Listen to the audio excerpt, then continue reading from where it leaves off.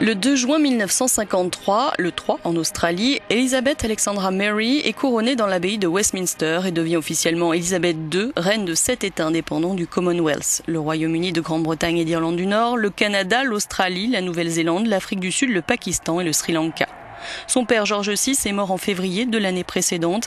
Elle a 27 ans lorsqu'elle monte sur le trône.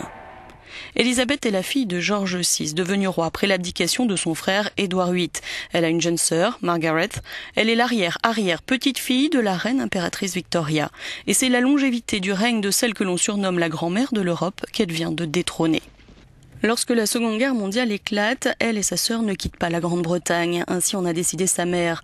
La princesse s'engage vers ses 16 ans et devient sous-lieutenant puis lieutenant-colonel honoraire. En 1947, le jour de ses 21 ans, elle fait cette promesse.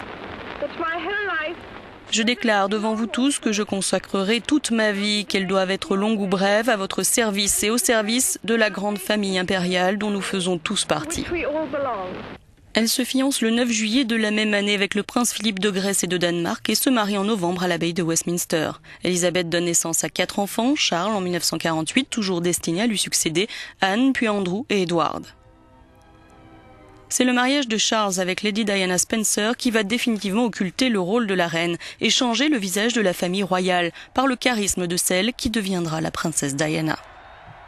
Puis les frasques du couple, les divorces d'Andrew et d'Anne et l'incendie du château de Windsor poussent la reine à prononcer ce discours pour les 40 ans de son règne. 1992 n'est pas une année sur laquelle je me retournerai avec plaisir. Pour reprendre les mots d'un de mes sympathiques secrétaires, c'était une annus horribilis. 5 années après cette année terrible et la séparation de Charles et Diana, le drame se produit. La mère de William et Harry se tue dans un accident de voiture à Paris. Face à l'onde de choc et malgré les relations tendues que la reine entretenait avec elle, Elisabeth montre empathie et chagrin. L'hostilité des Britanniques à son égard faiblit. En 63 ans, 7 mois et 2 jours de règne, elle a reçu 107 grands de ce monde, honoré 97 visites d'État. Elle a adoubé 12 premiers ministres, de Winston Churchill à David Cameron. Avec le récent mariage de son petit-fils William et la naissance de George et de Charlotte, la relève est plus qu'assurée, mais la reine Elisabeth II restera un symbole de continuité de la monarchie britannique.